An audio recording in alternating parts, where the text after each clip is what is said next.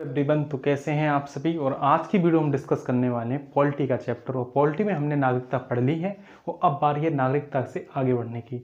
हम पढ़ने वाले हैं आज मूल अधिकार। तो मूल अधिकार कहाँ दिए हैं, कितने हैं, क्या क्या है उनमें, उन सब के बारे में हम डिस्कस करने वाले हैं। तो मैं इनको 2 वीडियो में डिस्कस करूँगा क्योंकि एक वीडियो ज़्यादा लंबी हो जाती है, अपलोडिंग में टाइम लग जाता है। क्लियर है, इसलिए मैं छोटी सी वीडियो में कुछ बताऊँगा और इसके बाद एक और वीडियो होगी, उसके बाद में थोड़े से और बता दूंगा। क्लियर है, उम्मीद है आपकी क्लास आपको अच्छी लगे। ठीक है, चलिए शुरुआत करते हैं, क्या है क्या नहीं है मूल अधिकार। तो पहली बात क्या लिखा है मैंने, मूल अधिकार। अब मूल अधिकार को हम क्या कहते हैं भाई इंग्लिश में, मूल अधिकार को कहते हैं फंडामेंटल राइट्स। क्या कहते हैं, फंडामेंटल राइट्स।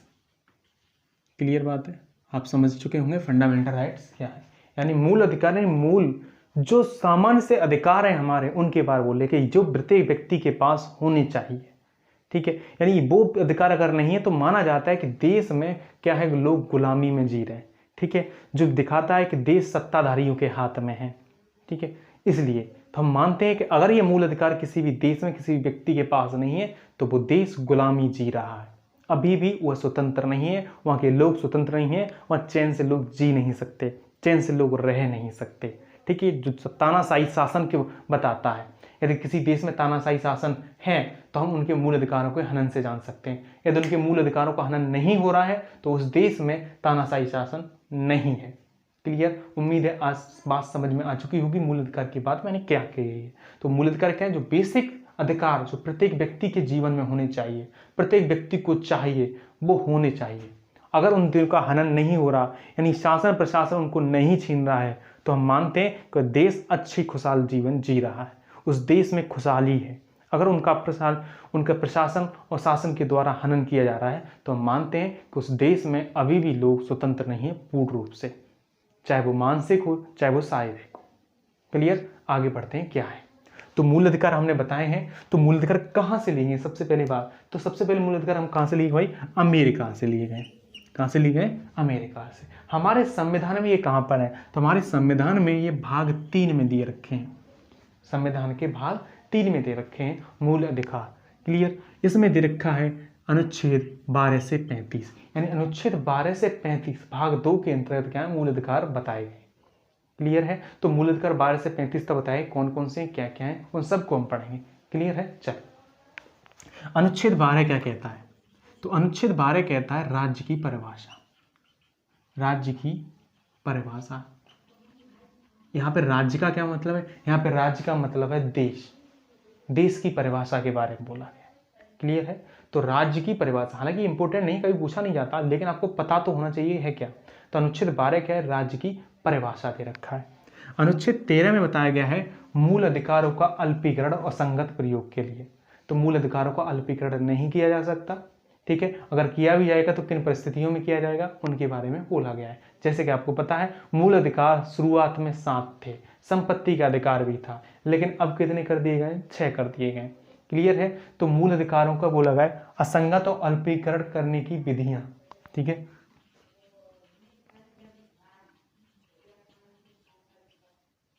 कि अल्पीकरण एवं असंगत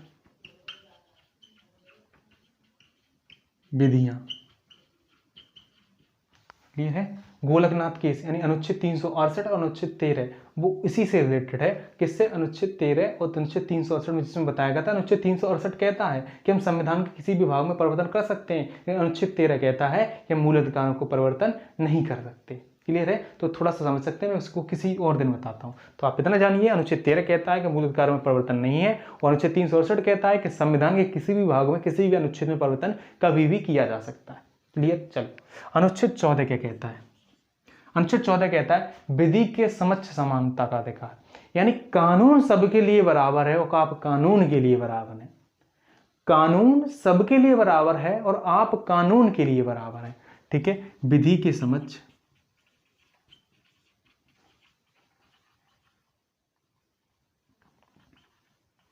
समता का अधिकार।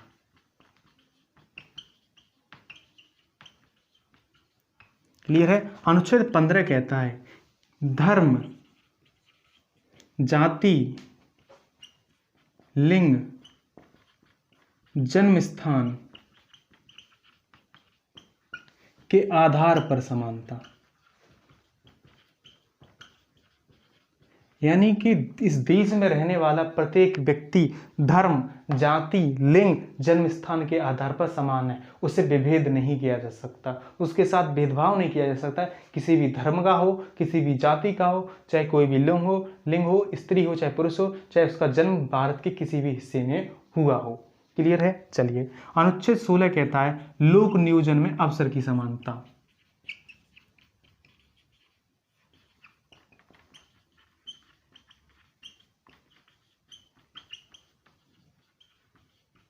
लोक नियोजन में अवसर की समानता, यानी जितने भी सरकारी पद हैं, जितने भी पद हैं भारत में जो भी हैं, उन सभी में सभी को समान अधिकार है। क्लियर है? उन सभी को समान अधिकार है, चाहे वो शासन के हों चाहे प्रशासन के हों, सभी में सबका अधिकार है। क्लियर है? अनुच्छेद 17 क्या कहता है? अस्य प्रस्तुता का अंत।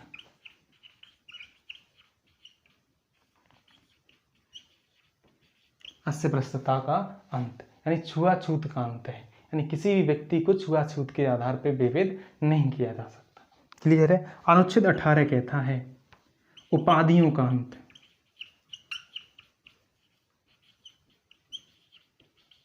यानी कोई भी व्यक्ति किसी प्रकार की उपाधि नहीं ले सकता राजा महाराजा की, यानी इनकी उपाधियों के बारे में बोला गया है। क्लियर है? यानी उपाधियों का अंत। अनुच्छेद 19 क्या कहता है? बोलने की स्वतंत्रता।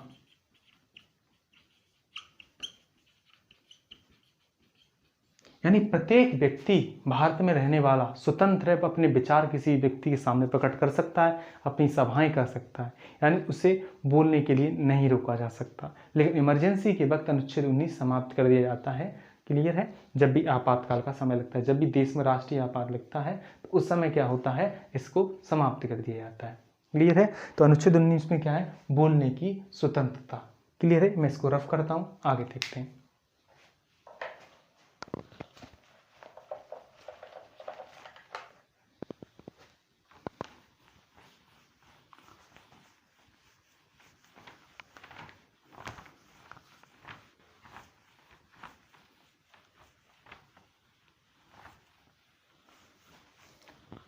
ठीक है, अनुच्छेद 20 क्या कहता है? अनुच्छेद 20 कहता है कि भाई किसी भी व्यक्ति को दोष सिद्ध करने का अधिकार है, तो दोष सिद्ध संरक्षण देता है इसमें।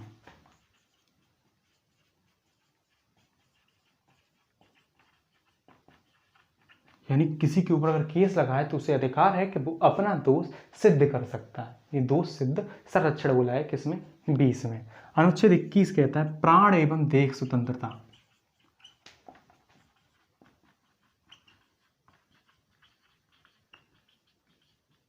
प्राण एवं देह स्वतंत्रता, यानी किसी भी व्यक्ति को आप गुलाम नहीं बना सकते अपनी मर्जी से, उसे मजदूरी पे या नौकरी दे करके उसे काम करवा सकते हैं, यानी कि उसी को गुलाम नहीं बना सकते, किसी को बंधुआ मजदूर नहीं रख सकते, यानी किसी के प्राण को आप समझ सकते हैं ना, बंधुआ मजदूरी। ठीक है? तो उसे प्राण एवं देहिक स्वतंत्रता दी गई है, यानी वो अपने प्राणों से स्वतंत्र है और उसने अपनी देह से स्वतंत्र है, उसकी देह किसी की गुलाम नहीं है। क्लियर है? उसका शरीर किसी का गुलाम नहीं है।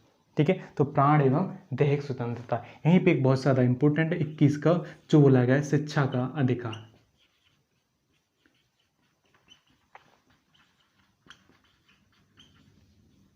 शिक्षा का अधिकार है 6 से 14 वर्ष के बच्चों के लिए शिक्षा का अधिकार दिया गया है, ये काफ़ी ज़्यादा इंपॉर्टेंट है।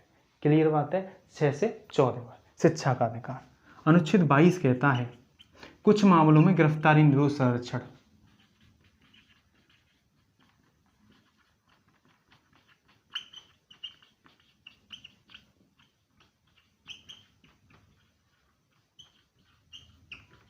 यानी ऐसे कुछ मामले हैं जिसमें गिरफ्तारी नहीं की जा सकती व्यक्ति की, जैसे महिला है, रात के समक्ष गिरफ्तार नहीं किया जा सकता।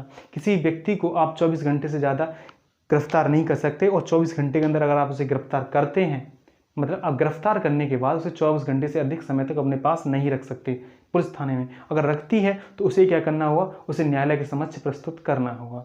तो ठीक है, तो ऐसे कुछ मामले हैं जिनमें किसी भी व्यक्ति को आप गिरफ्तार नहीं कर सकते। क्लियर है? तो ये किस में है? 22 में है। उम्मीद है आज के जो भी मैंने बताए हैं 12 से लेकर 22 तक 11 ये आपको समझ में आ गए होंगे।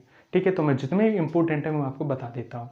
सबसे पहले इंपॉर्टेंट है आपको 14, 15, 16, 17, 18, 19 और 21, ये ज़्यादा है, और 21 का।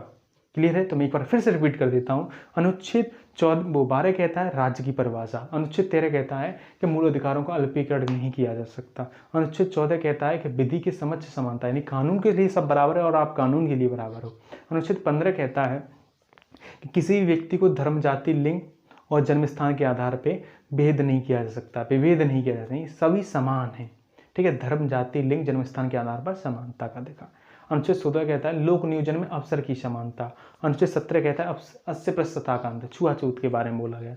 अनुच्छेद 18 कहता है कि उपाधियों का अंत। अनुच्छेद 19 कहता है बोलने का अधिकार। अनुच्छेद 20 कहता है दोष सिद्ध संरक्षण। अनुच्छेद 21 कहता है प्राण एवं दैहिक स्वतंत्रता, और अनुच्छेद 21 का कहता है शिक्षा का अधिकार। अनुच्छेद 22 कहता है कि भाई कुछ मामलों में गिरफ्तारी निरोध संरक्षण। उम्मीद है आज की क्लास आपको समझ में आई होगी। अगर अच्छी लगती है तो इसे लाइक जरूर करना, चैनल को सब्सक्राइब करना, अपने दोस्तों के साथ शेयर करना। बाकी जो भी बचते हैं 35 तक, 23 से लेकर 35, वो मैं अगली वीडियो में डिस्कस कर दूंगा। उम्मीद है आपको अच्छा लगा होगा।